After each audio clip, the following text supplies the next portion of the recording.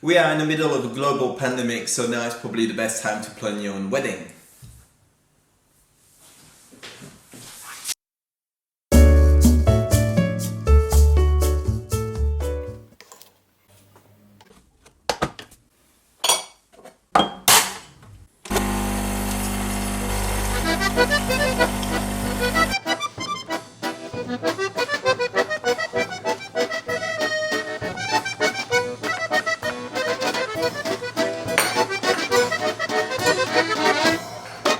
This does not apply if you're already married.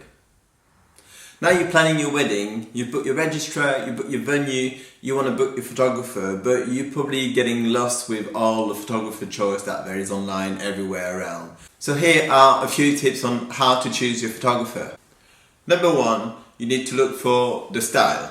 So there are two main styles on the market. There is traditional, where things will be posed, the photographer will give you lots of direction on the day, and the other style is reportage or documentary or journalistic. You can call it many names. So this style is where there's no posing. The day is captured as it happened, with very little interaction from the photographer to the people there. Many photographers will include some posing in their journalistic approach. So they will give you some portraits with the bride and groom, or they will do some group photos with the family. This is an example of a gallery I sent to some of our clients after I photographed their wedding. So I start at the bridal prep, where everything is completely imposed, until when we arrived at the church and there was a photo requested by the bride with her father in the car, and then after that it's natural, completely imposed again, until the signing of the registrar. So usually I'm limited by what the registrar says, so I have to stage that bit usually. And then afterwards at the church we did some group photos where, same again, this is posed, so I put the people in the right place, so it can be done within about 10 minutes, and then people could get on with their day afterwards.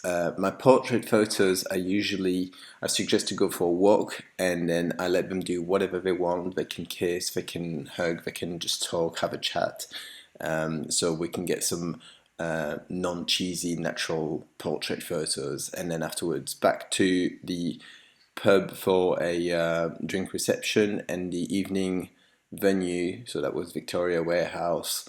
I usually do a few photos of the settings and some detail shots to see what they spent their money on, and then speeches, natural, nothing posed. This is slightly staged, where obviously I had to put them near the cake to cut the cake, and then I let them cut the cake whilst everyone else is taking photos as well. If there is a nice background, sometimes the bride and groom will ask for a photo showing their venue. So here at Victoria Warehouse we had the outside, where we did a slightly posed photo, but then after that the evening party was completely natural, so I just go on the dance floor amongst the people and then capture them throwing some moves, doing some quirky stuff. Usually it's quite good fun, that. In terms of consistency, the other thing you want to look for is the consistency of the style.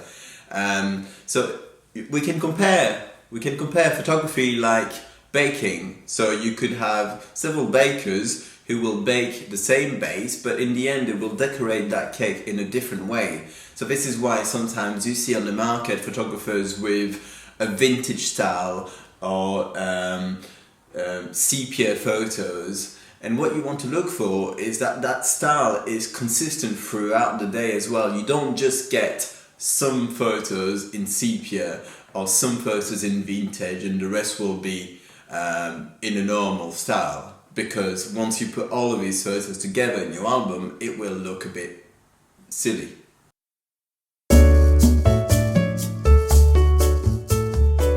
Another thing you want to look for is obviously the price. So decide what's your budget and go for the best one that you can afford. Sometimes it's worth pushing your budget a little bit, so you can get someone that you really want or someone who's really good and reliable.